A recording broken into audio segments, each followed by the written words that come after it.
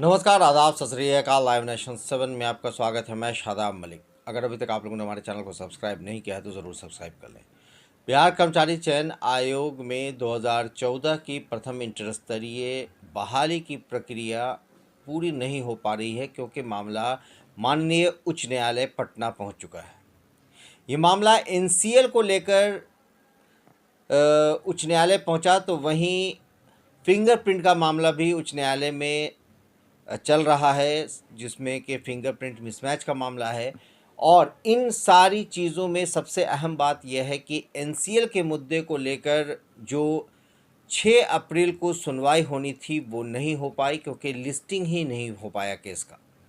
ऐसे में सवाल ये खड़ा होता है कि केस चल रहा है जिसकी वजह से मामला बढ़ता चला जा रहा है और इसमें किसी भी हाल में अभ्यर्थियों की कोई गलती नहीं है, क्योंकि जिस तरह से आयोग ने नोटिस निकाला और नोटिस में ये बात मेंशन नहीं किया जब ये विज्ञापन आया था इस 2014 प्रथम इंटर स्तरीय का कि 2014 के बाद का एनसीएल मान्य नहीं होगा, 2014 के पहले का एनसीएल बना लेना चाहिए। ऐसे में इस मामले को लेकर अब जहां मामला कोर्ट में है और इसी वजह से बीएसएससी रिज़ल्ट जारी नहीं कर रहा है, मेरिट लिस्ट जारी नहीं कर रहा है, तो इसमें एनसीएल के लड़के तो पटना उच्च न्यायालय में केस लड़ रहे हैं, मगर बाकी जो एनसीएल के दायरे से बाहर आते हैं, जो जनरल कैटेगरी के अभ्यर्थी हैं, जो शेड्यूल कास्ट शेड्यूल ट्राइब्स में आते हैं, ये सारे अभ्यर्थी जो एनसीएल के दायरे में नहीं हैं, वो सिर्फ इस बात का हर्जाना भुगत रहे हैं कि ये मामला उच्च न्यायालय में चल रहा है और इसकी वजह से रिज़ल्ट जारी नहीं हो रहा है। सवाल ये खड़ा होता है कि ऐसे हालात पैदा कर दिए गए कि मामला कोर्ट चला गया और कोर्ट में अब जब मामला है तो कोर्ट का हवाला देते हुए बीएसएससी भी रिज़ल्ट जारी नहीं कर रहा है।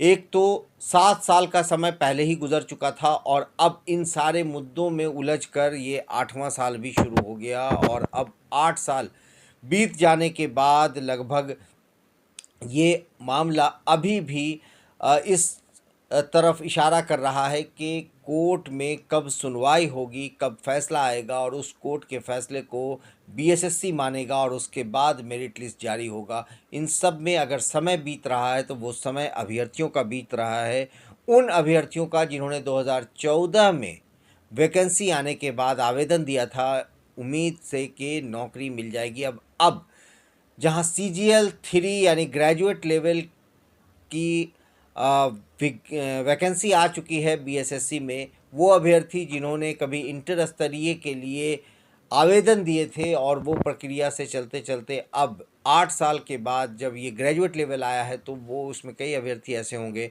जो ग्रेजुएट लेवल पर भी फॉर्म अब भर रहे होंगे।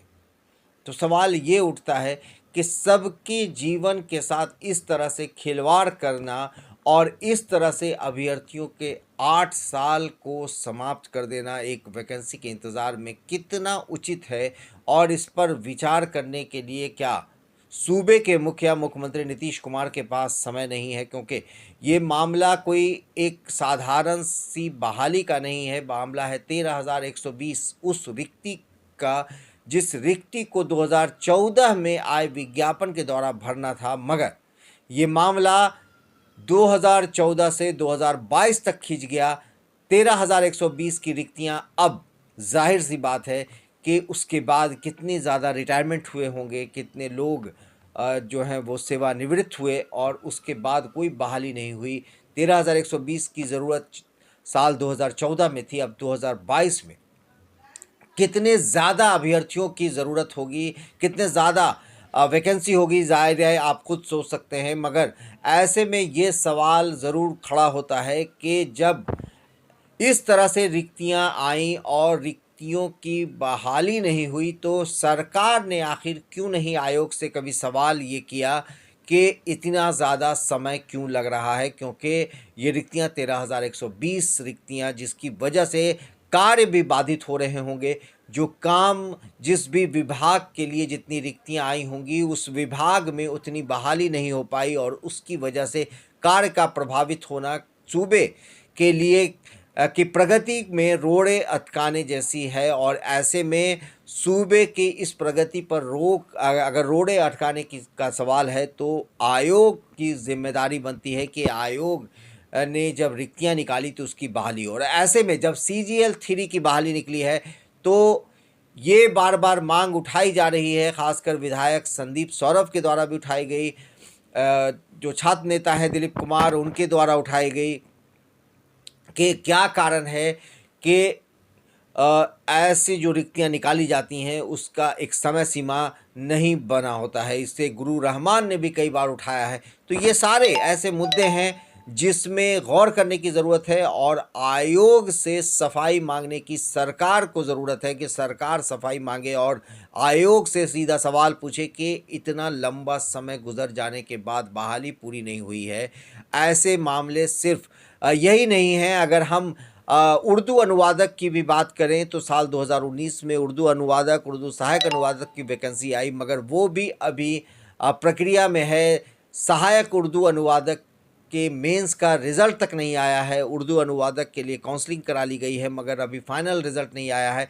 तो 3 साल का उसमें भी समय जा चुका है। ऐसे में सवाल ये उठता है कि क्या 2 साल, 3 साल, 5 साल, 8 साल का समय आयोग को कम लगता है? क्या ये बड़ी बात नहीं कि जो अभ्यर्थी तैयारी कर रहे हैं, जो युवा तैयारी कर रहे हैं, उनका अगर 8 साल समय बीत जाता है तो उनकी उम्र बढ़ जाती है। तो ज़रूरत है कि इन सारी चीज़ों पर ध्यान दिया जाए। 2014 की जो इंटर स्तरीय बहाली है वो प्रक्रिया जल्द से जल्द पूरी की जाए।